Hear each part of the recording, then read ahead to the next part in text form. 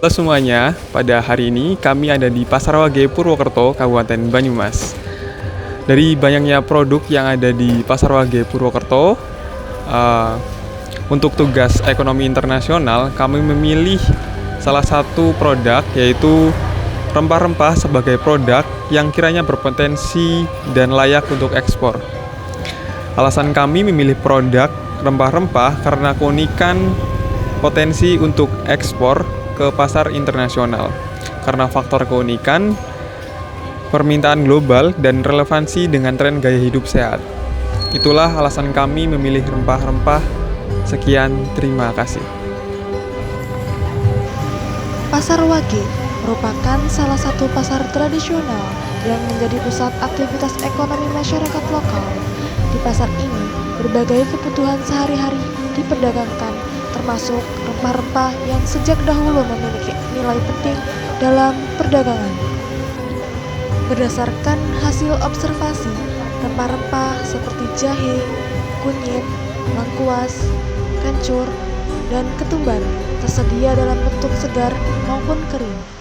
Rempah-rempah ini tidak hanya dibutuhkan untuk konsumsi rumah tangga, tetapi juga memiliki potensi ekonomi yang lebih luas. Keberadaan rempah-rempah di Pasar Wage menunjukkan keterkaitan antara pasar tradisional dan pasar internasional. Dari pasar lokal seperti Pasar Wage, rempah-rempah dapat menjadi bagian dari rantai pasok global melalui proses distribusi, pengolahan, dan ekspor.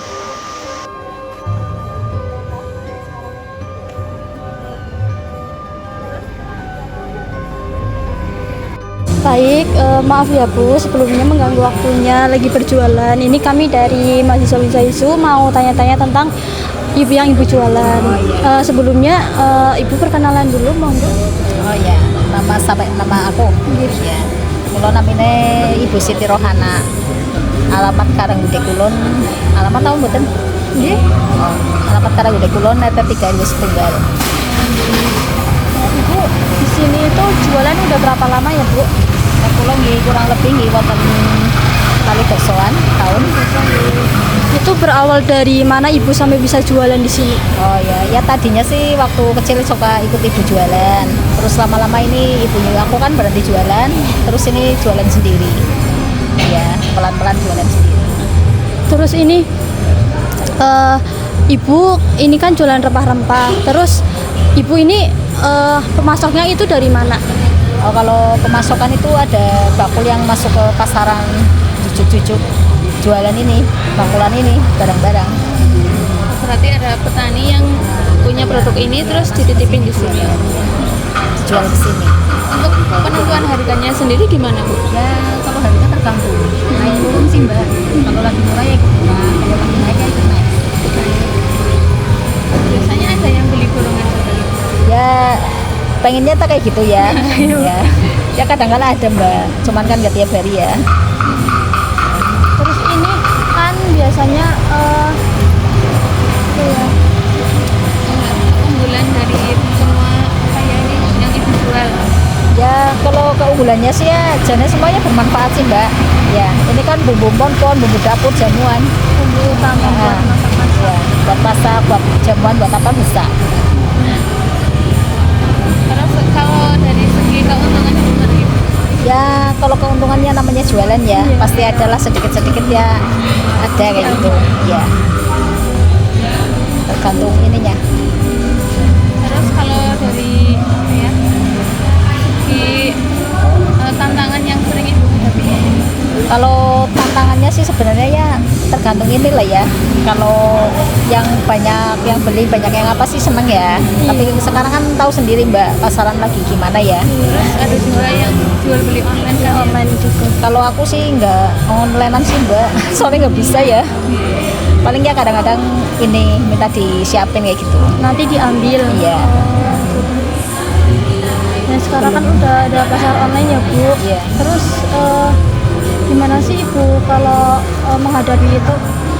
Ya semuanya ya kembali lagi sih ya, Mbak. Ya biasa aja, semuanya bedanya ya kayak gini. Yang biasa pasaran ramai kan sekarang jadi berkurang kayak gitu. Itu sih. Rezeki pasti ada. Iya. Iya, insya Allah ada aja, percaya aja ya, Mbak. Iya. Hmm. Terus ini kan biasanya pasar online ya Bu. Terus gimana sih Ibu kalau menghadapi itu? Ya kalau keunggulannya sih sebenarnya ya tergantung inilah ya. Kalau yang banyak itu. Udah, nggak apa-apa. Nah sekarang kan banyak online tadi ya, ada yang ke pasar kan ini, padahal berkurang ya. Kadang-kadang Pengennya kan ramai terus ya mbak. iya pengennya iya, tapi ya masih banyak aja ya peminat yang mau ke pasar Salo ya. tradisional. Cuman dia paling kadang-kadang cuman eceran nggak apa-apa. Sedikit-sedikit kan kadang lama-lama mungkin banyak orang, ya. iya, kadang mungkin orang berdiri kayak ke pasar tradisional aja lah, mungkin masih bisa ditawar gitu. Kalau di supermarket itu kan harganya udah pas, udah patokan ya bu, jadi nggak bisa ditawar. Kalau mungkin di sini kan ibu masih bisa ditawar Di gitu sini kan. masih. Pada nembok mau beli banyak nawar ya boleh. Tergantung ini sih mbak. Ya kebanyakan ya ibu-ibu pada nawar ya. Iya Dan- ibu, iya biasa lah ibu. Iya bu, sampun, makasih banyak udah Iya, nyempetin sama-sama. di tanya-tanya, maaf ganggu waktunya nih bu. Bukan nopo-nopo. Terima kasih bu. Oke, sami-sami monggo. Baik, yang selanjutnya yaitu menganalisis SWOT untuk kelayakan rempah-rempah untuk produk ekspor. Yang pertama ada kekuatan, kualitas produk yang tinggi, yang dimana bumbu dan rempah segar, alami, dan bermutu. Manfaat produk besar, yang meningkatkan cita rasa masakan dan efisiensi memasak. Pelayanan langsung, yang dimana interaksi personal membangun kepercayaan pelanggan. Lokasi yang strategis, yang memudahkan konsumen untuk melihat, memilih, dan menilai langsung kualitas produk. Yang kedua ada kelemahan, harga kurang kompetitif, kalah bersaing dengan toko-toko online. Promosi terbatas, kurangnya promosi dan pemasaran karena tidak memilih strategi promosi dan pemasaran yang efektif, sehingga tidak dapat meningkatkan kesadaran dan minat pelanggan. Kemasan yang sederhana, yang dimana kurang menarik secara visual. Jangkauan pasar terbatas, hanya melayani pembeli pasar. Manajemen usaha tradisional, pencatatan dan pengelolaan belum optimal. Selanjutnya yaitu peluang, melayani pembeli yang membutuhkan bumbu dan rempah-rempah berkualitas sehingga dapat meningkatkan kepuasan dan membangun loyalitas. Kesadaran konsumen terhadap produk alami itu meningkat. Pemanfaatan media sosial untuk pemasaran, pengembangan produk baru yang dimana bumbu siap pakai dan kemasan. Yang terakhir ada ancaman, persaingan marketplace dan online shop yang meningkat, perubahan perilaku konsumen ke belanja online, fluktuasi harga bahan baku, produk bumbu instan modern dengan branding yang kuat, penurunan pengunjung pasar tradisional.